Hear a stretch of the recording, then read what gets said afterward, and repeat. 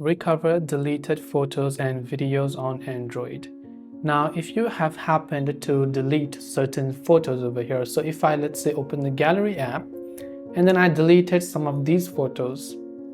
When I've done that, maybe I tap the delete button depending upon my phone, and then I put it on the trash.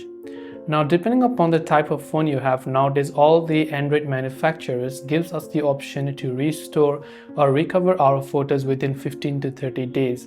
So in the case of the Samsung Gallery app that I'm using, I can tap the menu icon on the bottom right of the screen.